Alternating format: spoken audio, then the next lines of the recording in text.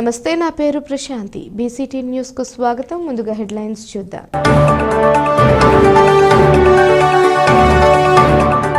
ప్రభుత్వ పాఠశాలల్లో విద్యార్థులకు విద్యా వైద్యం పట్ల ప్రభుత్వం ప్రత్యేక శ్రద్ధ తీసుకుంటుంది.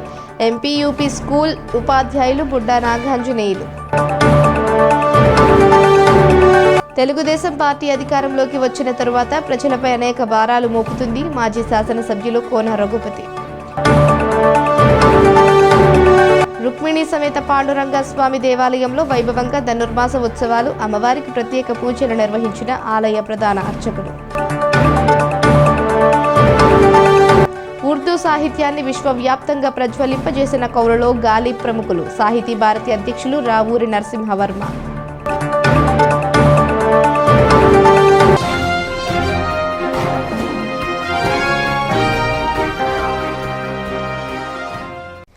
ఎలక్ట్రానిక్ ఓటింగ్ మిషన్ల గోడౌన్ను జిల్లా కలెక్టర్ జె వెంకటమురళి తనిఖీ చేశారు. స్థానిక వ్యవసాయ మార్కెట్ ప్రాంగణంలోని ఎలక్ట్రానిక్ ఓటింగ్ మిషన్స్ గోడౌన్ను అంతర్గత తనిఖీల్లో భాగంగా జిల్లా కలెక్టర్ పరిశీలించారు. ఈ కార్యక్రమంలో జిల్లా రెవెన్యూ అధికారి G Gangadhar Goud, Bapatla revenue divisional అధికారి బి గ్లోరియా, తహసీల్దార్ సలీమా, మున్సిపల్ కమిషనర్ రఘునాథ్ రెడ్డి, రాజకీయ పార్టీల ప్రతినిధులు Annavaram Ekambarrao, Mohammed Ghouse Basha, KV Ramakrishna, CH Gangaiah, D Ravi తదితరులు పాల్గొన్నారు.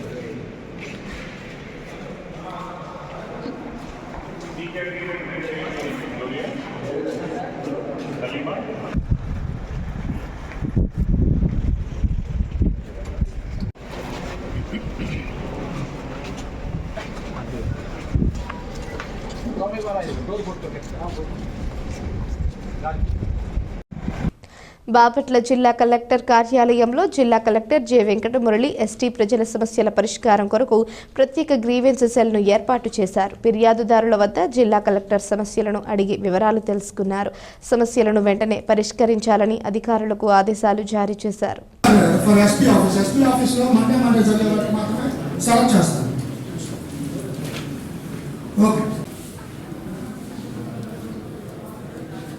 అప్లికెంట్ మా దగ్గరికి వచ్చి తహసీల్దార్ దగ్గర కావట్లేదు, నెక్స్ట్ టైం ఆఫీసర్కి ఎక్స్ప్లెయిన్ చేయండి. ఇక్కడ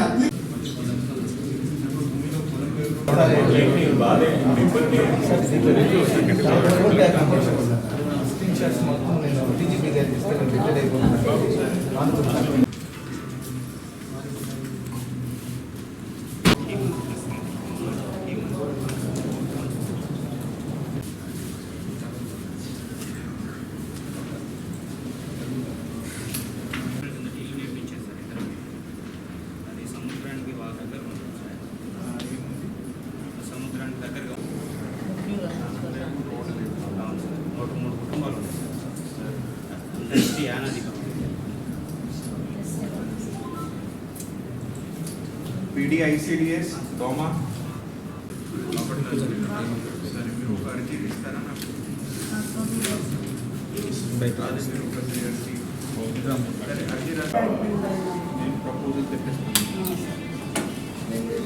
బాపట్ల శాసనసభ్యులు వేగేశ్వర నరేంద్ర వర్మ ఆదేశానుసారం బాపట్ల పట్టణ మండల పార్టీల అధ్యక్షులు గొలపల శ్రీనివాసరావు, మండల పార్టీ అధ్యక్షులు ముక్కాముల సాంబశివరావులు, కర్లపాలెం మండల పార్టీ అధ్యక్షులు ఏపూరి భూపతిరావు చేతుల మీదుగా సీఎం రిలీఫ్ ఫండ్ చెక్కులను బాధితులకు అందజేశారు. 20 మందికి సీఎం సహాయ నిధి కింద 16,55,822 రూపాయల నగదు చెక్కులను అందజేశారు. ఈ కార్యక్రమంలో తెలుగుదేశం పార్టీ నాయకులు, కార్యకర్తలు తదితరులు పాల్గొన్నారు.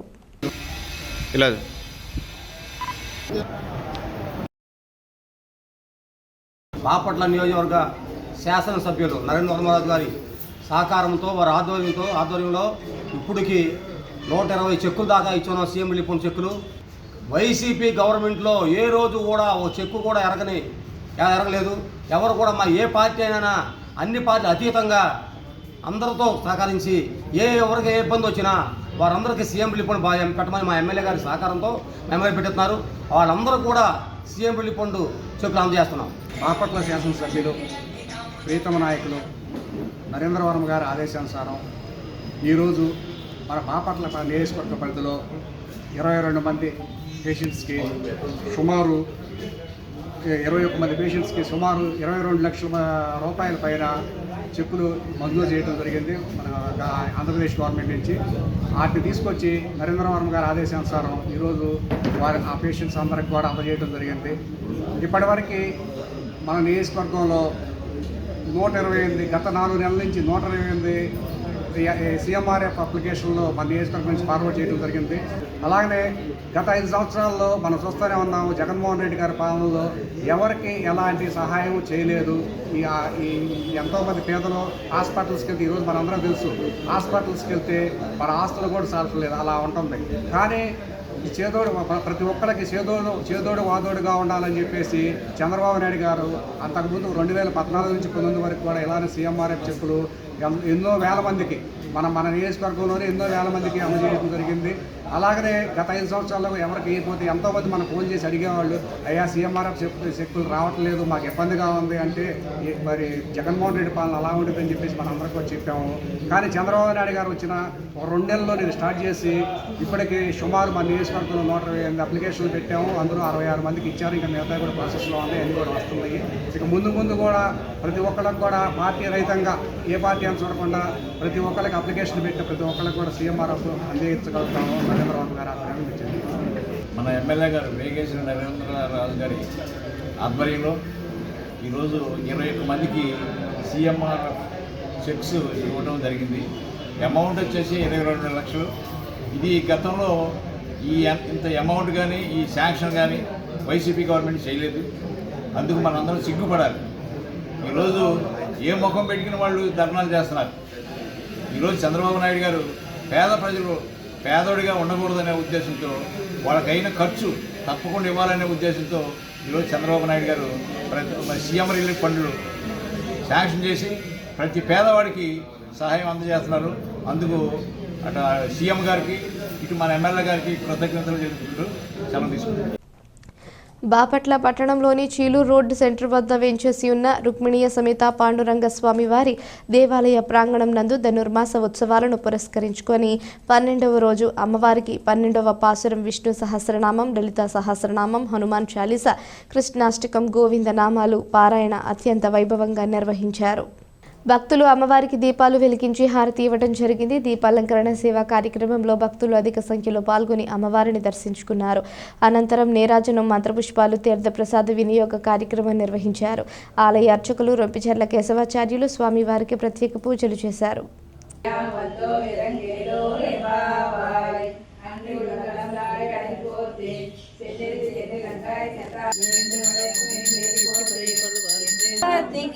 పూలహారతి మహాలక్ష్మి తల్లికి మంగళహారతి పురుషోత్తమ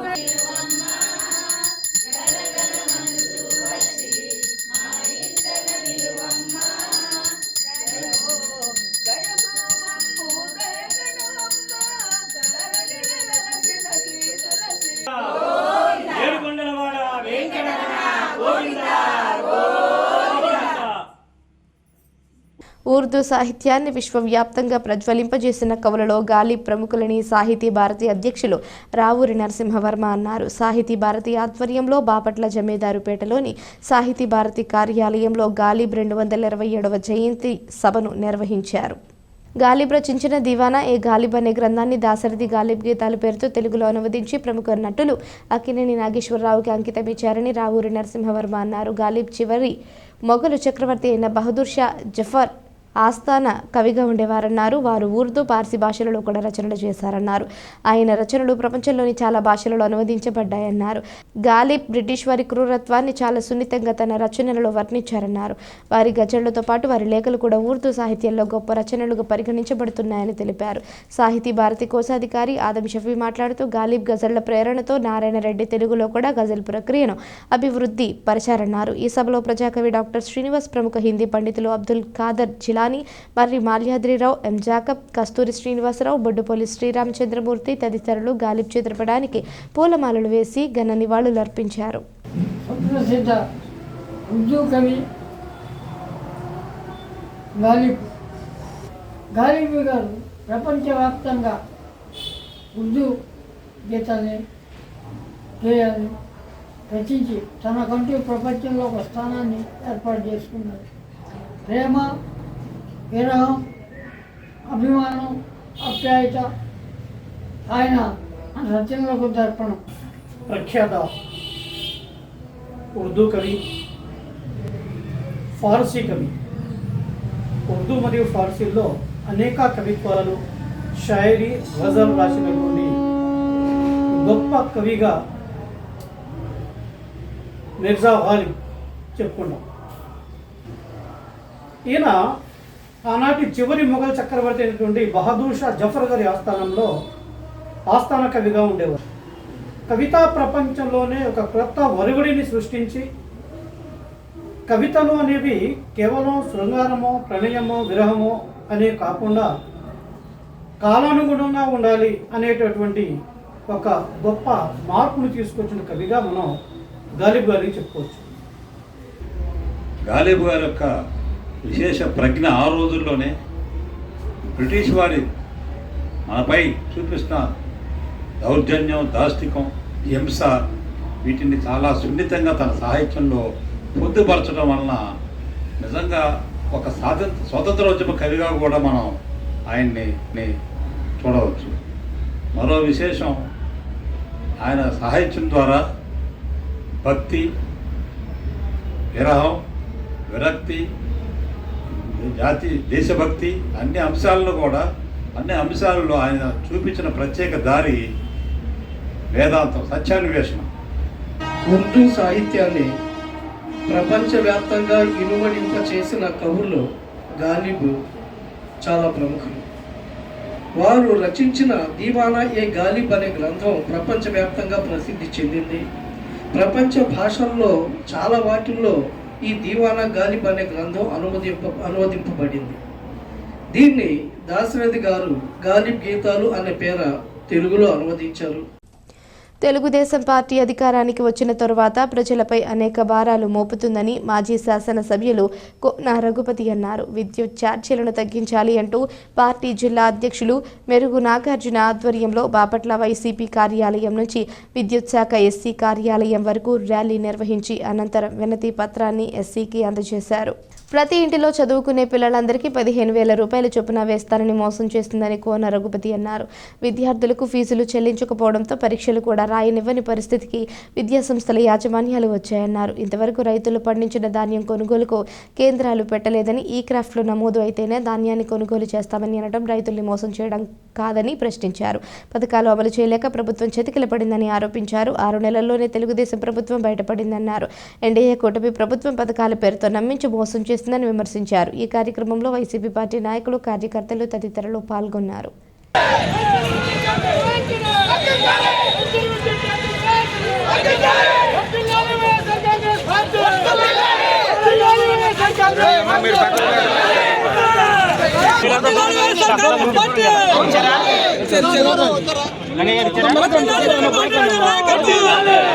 తగ్గించాలి విద్యుత్ ఛార్జీలు వెంటనే. కరెంటు ఛార్జీల్ని పెంచుకుంటూ పోతాం. ఇప్పటికే సుమారుగా ఒక 7,000 కోట్ల రూపాయలని ప్రజల మీద రుద్ది, ఇంకొక 8,000 కోట్ల రూపాయలు అంటే దాదాపు 15,000 కోట్ల రూపాయలని కరెంటు ఛార్జీలు పెంచాం. జగన్మోహన్ రెడ్డి గారికి చేత కాలేదు, 6 సార్లు పెంచాడు, 7 సార్లు పెంచాడు అనుకుంటూ అబద్ధంగా ప్రచారం చేసుకొని మేము వస్తే కరెంటు ఛార్జీలు పెంచమన్నారు. బాధుడే అనుకుంటూ ఆ రోజు విపరీతమైనటువంటి ప్రచారం చేస్తున్నారు. ఫోటోలు దిగారు, ప్రచారం చేశారు. మీడియా పవర్ ఉంది కదా అని చెప్పి అబద్ధాన్ని వండి వార్చారు, ప్రజల్ని మోసం చేశారు. 6 నెలల్లోనే ఈ మోసపూరితమైనటువంటి హామీలని అమలు జరపలేక చతికిలపడ్డారు. ప్రజలు ఇప్పుడిప్పుడే గ్రహిస్తూ ఉన్నారు వాళ్ళు ఎంత మోసపోయారనేది. ఈ 6 నెలల్లోనే అనేక సందర్భాల్లో తెలిసింది. ఇంకా ఏదో ఇంకొక నెల అయితే బాగు చేస్తాడు, ఇంకొక నెల అనుకుంటూ ఆలోచిస్తూ ఉన్నారు. వైఎస్ఆర్ కాంగ్రెస్ పార్టీ రైతుల పక్షాన్ని నిలబడి గొంతు చించుకొని అరుపులు కావాలి పెట్టిన 1,440 రూపాయలు అంటే 1,430 రూపాయలు, 10 రూపాయలు అటు ఇటుగా ఉన్నదే తప్పించి ఇంతవరకు ధాన్యం రేటు పెంచినటువంటి నాదుడే లేడు. ఇంతవరకు కొనుగోలు కేంద్రాలు తెరవలేదు. మొక్కబడిగా ఎక్కడో 1, 2 తెచ్చి అక్కడ తెచ్చో పోటీ అంటున్నారు. ఎక్కడ ఆర్బీకే కేంద్రాలు లేవు, ఎక్కడ కూడా రైతులను చైతన్యవంతం చేసింది లేదు. ఈ క్రాప్ బుకింగ్ అంతకన్నా లేదు. ఇప్పుడు వచ్చి చేయాల్సిన సమయంలో ఈ క్రాప్ బుకింగ్ చేయకుండా ఇప్పుడు ఈ క్రాప్ బుకింగ్ ఉంటేనే కొంటా ఉంటున్నారు. అంటే అంత అబద్ధం తప్పించి అబద్ధాల మీదనే బతికేటువంటి పరిస్థితి.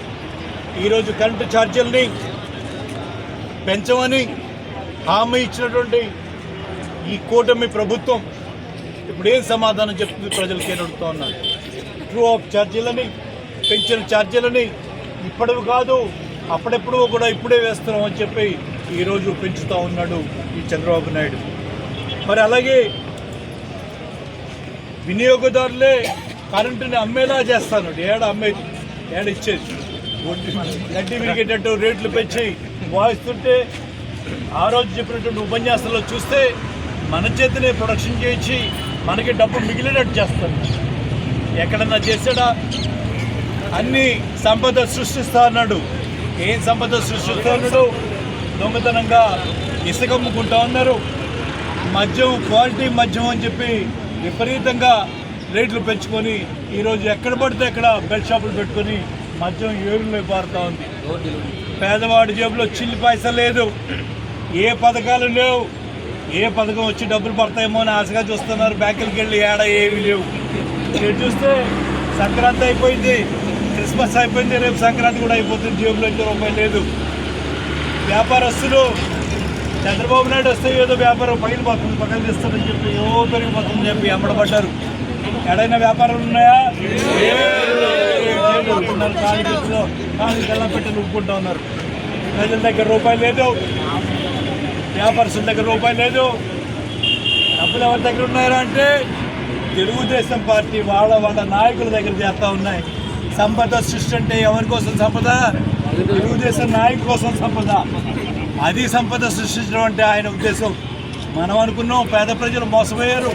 పేద ప్రజలు అనుకున్నారు మనకిలో సంపాదించి మనకి ఇస్తాను చంద్రబాబు నాయుడు అనుకున్నారా?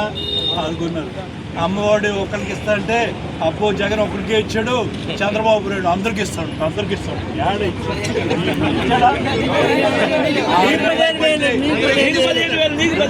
రెండు క్వార్టర్స్ అయిపోయాయి, పిల్లలకి త్రైమాసికాలు 2 అయిపోయాయి. మరి అవతల పరీక్షలు రాసే టైంకి వచ్చేప్పటికి డబ్బులు ఇస్తే తప్పించి హాల్ టికెట్లు ఇవ్వని చెప్పేటువంటి పరిస్థితి వచ్చింది. ఆ రకంగా తల్లిదండ్రులు మోసం చేశారు. నీకు 15 లేదు, నీకు 15 లేదు, కనపడ్డ ప్రతి వాళ్ళకి డబ్బులే డబ్బులు. 3,000 కాదు 4,000 పెన్షన్ అన్నాడు. 1000 పెంచుతా ఉన్నాడు. పెంచాడు, ఇచ్చాడు. ఒకసారి ఇచ్చాడు, రెండోసారికి ఏం చేస్తాడు? మెల్లగా 68 లక్షలు ఉన్నటువంటి పెన్షన్దారుల్ని ఇవాళ 62 లక్షలు తెచ్చాడు. అంటే 6 లక్షల మంది పెన్షన్దారుల్ని కట్ ఇంకొక 3 నెలలంట టార్గెట్ అంట. ఇక చూడండి మీ ఊళ్ళో ఎవరు వైసీపీ జెండా పట్టుకున్నారో వాడు వెనకబడి పెట్టుకుని లాగేసేయండి. ఏ పర్లేదంట. ఎక్కడ సిగ్గు శరం ఏమీ లేదు. నాయకులు విచ్చలవిడిగా మాట్లాడుతూ ఉన్నారు. మా మాటే సాగాలంటున్నారు. మేము చెప్పిన వాడికి ఇవ్వాలంటున్నారు. మేము చెప్పిన వాడికి తీయాలంటున్నారు. ఇదేమి రాజ్యం, ఇదేమి రాజ్యం, దొంగల ఇదేమి రాజ్యం, ఇదేమి రాజ్యం. మరి ఒక్కసారి వాళ్ళ జగన్మోహన్ రెడ్డి గారి పరిపాలన గుర్తు చేసుకోవాల్సిన అవసరం ఉన్నదా లేదా అని అడుగుతున్నారు. ఆ రోజు మనం ఇట్లా చేసామా? మన నాయకులు ఇట్లా చేశారా? దొంగ కేసులు పెట్టామా? వాళ్ళకి అర్హత ఉంటే పెన్షన్ ఇవ్వద్దని ఆపామా? అందరికీ అర్హత ప్రకారం వాడు ఎవరు పార్టీ అయినా, ఏ పార్టీ అయినా, ఏ జెండా పట్టుకు తిరిగినా, ఏ చొక్కా వేసుకున్నా, ఏ కండువా వేసుకున్నా వాళ్ళకి పెన్షన్ ఇచ్చామా లేదా? ఈరోజు పెన్షన్లు దొంగదా ఉన్నా వాళ్ళు తొలగించేటువంటి కార్యక్రమం చేస్తాం. పేదవాడు పొట్టను కొడుతూ ఉన్నటువంటి పరిస్థితి వాళ్ళు చూస్తూ ఉన్నాం. రక్తదానం చేసి ఆపదలో ఉన్న వారి ప్రాణాలను కాపాడుకుందామని కర్లపాలెం యూబీఐ మేనేజర్ కె మానస అన్నారు. కరపత్రం ఆవిష్కరించారు. కర్లపాలెం యూనియన్ బ్యాంకులో రక్తదాన శిబిరం కరపత్రాన్ని ఆవిష్కరించారు. ఈ సందర్భంగా మానస మాట్లాడుతూ ఈ నెల 31వ తేదీన ఉదయం 7 గంటల నుంచి మధ్యాహ్నం 1 గంట వరకు ఈ శిబిరం నిర్వహిస్తున్నామని తెలిపారు. Karlapalem red cross chairman Ennikollu Polisurao మాట్లాడుతూ ఈ క్యాంపు యూబీఐ వారి ఆధ్వర్యంలోనూ బాపట్ల జిల్లా రెడ్ క్రాస్ వారి సహకారంతో నిర్వహిస్తున్నామన్నారు. స్వచ్ఛందంగా అందరూ పాల్గొనాలని ఆయన కోరారు. ఈ కార్యక్రమంలో స్థానిక యూనియన్ బ్యాంక్ సిబ్బంది పాల్గొన్నారు. ఈ నెల 31వ తేదీన ఉదయం 7:30 నుండి మధ్యాహ్నం 1 గంట వరకు మా bank union bank Karlapalem branch ఆవరణలో మరియు ఆధ్వర్యంలో రెడ్ క్రాస్ బాపట్ల జిల్లా రెడ్ క్రాస్ వారి సహకారంతో ఉచిత రక్తదాన శిబిరం జరగనున్నది. దీనికి ముఖ్య అతిథిగా మా union bank Narasaraopet regional head Madhuri గారిని ఆహ్వానించి ఉన్నాము. కావున ఈ మండల పరిధిలో ఉన్న గ్రామ ప్రజలందరికీ విజ్ఞప్తి ఏమిటంటే మీరు ప్రతి ఒక్కరూ కూడా స్వచ్ఛందంగా వచ్చి రక్తదానం చేసి ఈ యొక్క కార్యక్రమాన్ని విజయవంతంగా చేయవలసిందిగా కోరుచున్నాము. స్థానిక కర్లపాలెం యూబీఐ యందు జరుగుతున్న ఈ రక్తదాన శిబిరానికి మరి స్వచ్ఛందంగా అందరూ కూడా పాల్గొందాం. ఆపదలో ఉన్న వారిని ఆదుకుందాం. రక్తదానం చేసి ఆపదలో ఉన్న వారి ప్రాణాలను కాపాడటంలో మన వంతుగా మనము సహకరిద్దాం. అందరము కూడా స్వచ్ఛందంగా పాల్గొందాం. మేనేజర్ గారు చెప్పినట్లుగా మరి సేవా కార్యక్రమం మానవ జీవితంలో ఒక భాగము. ఆ భాగాన్ని అలవర్చుకోవాలి. మరి అన్ని దానంలో కన్నా రక్తదానం మిన్న అన్నారు. మరి అలాంటి దానాన్ని చేసి తోటి వారి ప్రాణం కాపాడటంలో మన వంతుగా మనం కృషి చేద్దాం. మరి స్థానిక యూనియన్ బ్యాంకు ఆధ్వర్యంలో ఇలాంటి చక్కని కార్యక్రమం జరగటం చాలా సంతోషకరం. మరి ఈ తరపున రెడ్ క్రాస్ తరపు నుంచి బ్యాంకు వారిని సిబ్బందిని నేను అభినందిస్తున్నాను. మరి ఇలాంటి సేవా కార్యక్రమాలతో ముందున్న కాలంలో కూడా చక్కగా జరిగించాలని వారికి కృతజ్ఞతలు తెలియజేస్తూ పెద్దల సమక్షంలో పొలం వివాదం పరిష్కరించేందుకు వచ్చి తన తండ్రిని తనను బైక్ మీద వచ్చి గుద్ది చేతులతో దాడి చేశారని వారిపై కేసు నమోదు చేసి చట్టపరమైన చర్యలు తీసుకోవాలని ఆట్ల ప్రసాద్ రెడ్డి కోరారు. బాపట్ల ఏరియా వైద్యశాలలో ఆయన విలేకరులతో మాట్లాడారు. 1986లో 47 సెంట్ల భూమిని కొనుగోలు చేశామని ఓ వ్యక్తి నేను పోలీస్ అంటూ బెదిరిస్తూ గొడవకు దిగుతున్నాడని ఆయన ఆవేదన వ్యక్తం చేశారు. ఇంటి మీదకు వచ్చి కొడుతున్నారని వాపోయారు. అధికారులు పట్టించుకోకపోతే తామందరం వీధిన పడాల్సి వస్తుందని, తమ జీవనోపాధి కోల్పోతామని బోరును విలిపించారు. శ్రీరామ్మూర్తి రెడ్డి మాట్లాడుతూ గ్రామ పెద్దల సమక్షంలో చేసుకున్నాడని అన్నారు. చింత దగ్గర 67 సెంట్లు 1986లో కొనుక్కున్నాం సార్. కొనుక్కుంటే 2006లో వచ్చి మా సినిమా ఎప్పుడు కావాలంటే అప్పుడు రిజిస్ట్రేషన్ చేస్తాను కానీ 37,500 తీసుకెళ్ళింది. 50,000 కొట్టుకుంది. తీసుకెళ్ళి 2002లో వచ్చి దొంగ రిజిస్ట్రేషన్ చేసుకుని మా మధ్య డిఎస్పీ నా కొడుకు కానిస్టేబుల్ మేము ఏమేమి చేస్తాం అని ముగ్గురు సిఐల దగ్గరికి, 2 డిఎస్పీల దగ్గరికి, ఎమ్మెల్యే దగ్గర పెట్టింది, ఎంఆర్ఓ గారి దగ్గర పెట్టింది. ఆ భూమి అంత మాదేను మీకు హక్కులు ఇవ్వన్నారు. అయినా సరే గ్రామ పెద్దలు పెట్టి మేము దాన్ని పెంచింగ్ వేసుకున్నాను. మా తమ్ముడు కొడుకు నేను గ్రామ పెద్దలు పెట్టి మాట్లాడుకుంటుంటే వాళ్ళు రవిచంద్ర మునవాలపాలెం ప్రసాద్ రెడ్డి బామ్మర్ది సాంబశివారెడ్డి రవిచంద్ర మా నేల రాపించుకుంటున్నారు. రవిచంద్ర రెడ్డి దిండు రవిచంద్ర కానీ బాపట్ల టౌన్లో కానిస్టేబుల్గా చేస్తున్నాడు.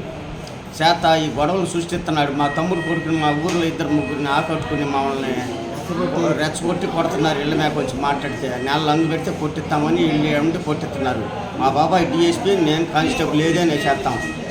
మేము వీళ్ళు ఏం చేస్తారు, భూమిని ఆక్రమించుకుంటాం, ఏం చేస్తారు అని ఆమె పెట్టి కొట్టించి మా తమ్ముడు కొడుకు, మా తమ్ముడు మా వాళ్ళమ్మ మా తెగను కొడుతున్నారు. మా తమ్ముడు భార్య వీళ్ళు మా ఇళ్ళ మేరకు వచ్చి కొడతాం, అన్నదండాలతో చూసుకుని వాళ్ళ అన్నదండాలతో పెన్షన్ ఎత్తకలేని కొడుతున్నారు. అందుకని గ్రామ పెద్దల రాత్రి పెట్టుకుంటే వాళ్ళు సెటిల్మెంట్ చేసి ఇద్దరు కోర్టుకెళ్తే ఇద్దరు వాడండి అంటే వాళ్ళ దగ్గర డబ్బులు లేవంటే మా నాన్న ఎట్టగట్టు వాడండి అని చెప్పుకుంటే గొడవలు అయ్యి మా నాన్న కొడుతున్నాడు. మా తమ్ముడు కొడుకు మా మద్దరు కొడుతుంటే మేము వెళ్ళి చేసుకుంటే వాళ్ళు కేసు పెడితే ఇక్కడికి వచ్చాడు. రవిచంద్ర కేసు పెట్టుకుంటే వస్తే అంతలోకి వచ్చి బైక్ వేసుకుని బర్రని వచ్చి మేము అందరం ఉంటే లాగి గుద్దేసి అందరిని పైన పడి గత కొట్టి నన్ను మొక్క మీద పెట్టి మా నాన్న డొక్కలెంప పొడిచాడు. నన్ను డొక్కలెంప కోట్లు పొడిచి ఈ రకం రౌడీజం చేస్తున్నారండి. మా నేల ఆక్రమించుకునేది కాక మేము చచ్చిపోయేటట్టున్నాం. ఆడపిల్లలు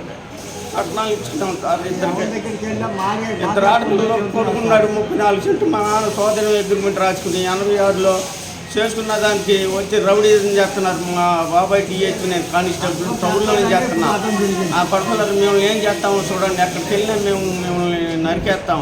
సాంబశివరెడ్డి అని 40 మంది రౌడీలు ఉన్నారు. నా కొడుకు నేను ఎస్టీ కేసులు పెట్టి వాళ్ళ చేత నేను ఏదైనా చేస్తామని మా చచ్చిపోయి పరిస్థితి వచ్చింటారు.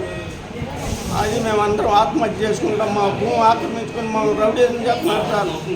రౌడీలను పెట్టి కొట్టుకున్నారు, ఏదైనా చేస్తున్నారు సార్ వాళ్ళు మట్టికి.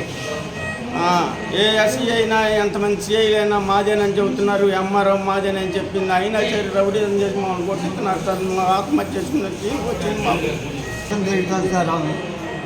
అప్పుడే తక్కువ ఏం చేశారు, 50,000 ఖాయం చేశారు సార్. సరేనని చెప్పి వెళ్ళి 10,000కి వచ్చి 37,000 తీసుకున్నాడు. కానీ రేపు మీరు సంతకం రేపు చేపించుకునే రోజు సంతకం పెడతామని వెళ్ళాడు. అప్పుడు ఈ 10 నెలల్లో వచ్చి మాది నెల సంతకం పెట్టడం నాది అని చెప్పి అమ్మ సంస్కారం మేము రాపించుకున్నాం. ఇక్కడ మీరు చదివారు, మీరు సంతకం పెట్టడం మాది. వాళ్ళకి ఎక్క పొడిచి వాళ్ళు పొడిచి వాళ్ళని అడ్డం తిప్పేశారు. ప్రభుత్వ పాఠశాలల్లో విద్యార్థులకు విద్యా వైద్యం పట్ల ప్రభుత్వం ప్రత్యేక శ్రద్ధ తీసుకుంటుందని పిట్టువారిపాలెం ఎంపీ యూపీ స్కూల్ ఉపాధ్యాయులు బుడ్డా నాగాంజనేయులు అన్నారు. పాఠశాలలోని విద్యార్థులకు ఆరోగ్య పరీక్షలు నిర్వహించారు. ప్రభుత్వ పాఠశాలల్లో విద్యార్థులకు విద్యతో పాటు వైద్యం పట్ల ప్రత్యేక శ్రద్ధ వహిస్తుందని పిట్టువారిపాలెం మండల పరిషత్ ప్రాథమికోన్నత పాఠశాల ఉపాధ్యాయులు బుడ్డా నాగాంజనేయులు అన్నారు. పిట్టలవానిపాలెం మండలం పిట్టువారిపాలెం గ్రామంలోని ఎంపీ యూపీ స్కూల్లో విద్యార్థులకు సమగ్ర ఆరోగ్య రక్ష పథకంలో భాగంగా వైద్య పరీక్షలు నిర్వహించారు. ఈ సందర్భంగా పాఠశాల ఉపాధ్యాయులు నాగాంజనేయులు మాట్లాడుతూ ప్రతి నెల విద్యార్థులకు ఎత్తు, బరువు, వివిధ రకాల ఆరోగ్యపరమైన వైద్య పరీక్షలు నిర్వహించి అవసరమైన వారికి ఉచితంగా మందులు అందజేయడం జరుగుతుందన్నారు. గ్రామ సచివాలయ సిబ్బంది, నాగమణి, ఆశా కార్యకర్తలు పాల్గొని విద్యార్థుల యొక్క ఆరోగ్య స్థితిగతుల గురించి క్షుణ్ణంగా తెలుసుకుని రికార్డులు నమోదు చేశారు. మా స్కూల్లో రాష్ట్రీయ సురక్ష చిల్డ్రన్ సురక్ష ప్రోగ్రాం జరుగుతూ ఉంది. దాంట్లో భాగంగా మా స్కూల్కి ఏఎన్ఎం మరియు హెల్త్ ఇన్స్ట్రక్టరు అట్లాగే ఆశా వర్కర్లు వీళ్ళంతా వచ్చారు. వీళ్ళు వచ్చి పిల్లల యొక్క హైటు, వెయిటు, కొలతలు, ఆరోగ్యము, రక్త పరీక్షలు అన్నీ కూడా చేస్తూ ఉన్నారు.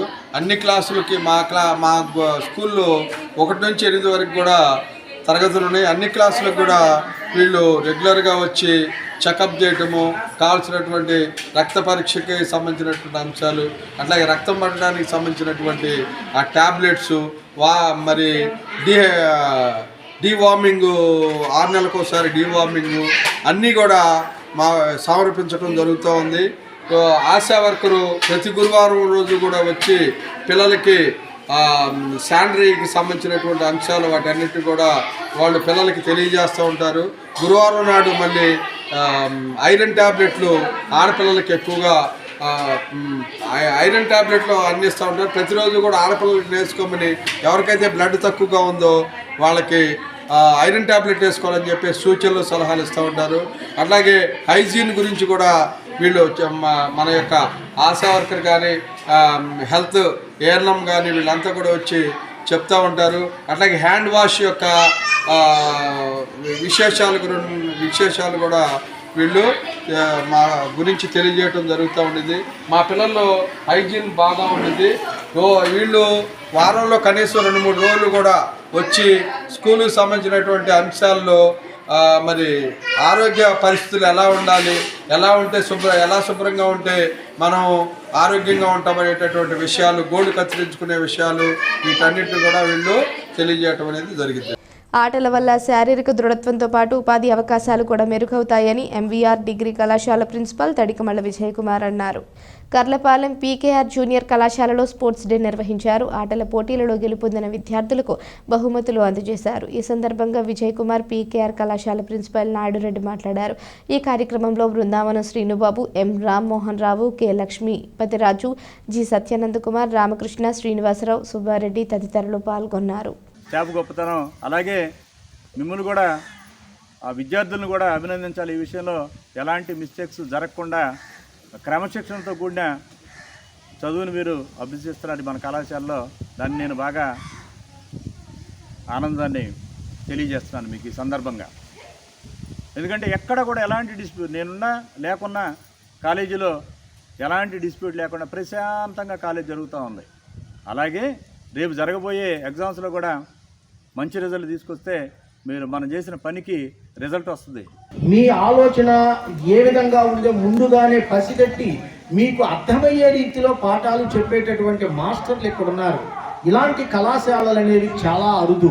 కాబట్టి నేను మరి ముఖ్యంగా చెప్పేది ఒకటే, ఈ కళాశాలని బతకనివ్వండి. మీరందరూ కూడా రేపు బయటికి వెళ్తున్నారు, దీని గురించి మంచిగా స్ప్రెడ్ చేయండి. మీరు చెప్పేటటువంటి మంచే 10 మంది పిల్లలు ఇక్కడ చేరటానికి మార్గం. మీరే 10 మందికి బాట వేయండి, మరలా పూర్వ వైభవాన్ని తీసుకురండి. నేను మరీ కోరుకునేది అదే. వార్తలు ముగించే ముందు హెడ్లైన్స్ మరోసారి. ప్రభుత్వ పాఠశాలల్లో విద్యార్థులకు విద్యా వైద్యం పట్ల ప్రభుత్వం ప్రత్యేక శ్రద్ధ తీసుకుంటుంది. ఎంపీయూపీ స్కూల్ ఉపాధ్యాయులు బుడ్డా నాగాంజనేయులు. తెలుగుదేశం పార్టీ అధికారంలోకి వచ్చిన తరువాత ప్రజలపై అనేక భారాలు మోపుతుంది. మాజీ శాసనసభ్యులు కోన రఘుపతి. రుక్మిణి సమేత పాండురంగ స్వామి దేవాలయంలో వైభవంగా ధనుర్మాస ఉత్సవాలు. అమ్మవారికి ప్రత్యేక పూజలు నిర్వహించిన ఆలయ ప్రధాన అర్చకులు. ఉర్దూ సాహిత్యాన్ని విశ్వవ్యాప్తంగా ప్రజ్వలింపజేసిన కవులలో గాలి ప్రముఖులు. సాహితీ భారతి అధ్యక్షులు రావూరి నరసింహవర్మ.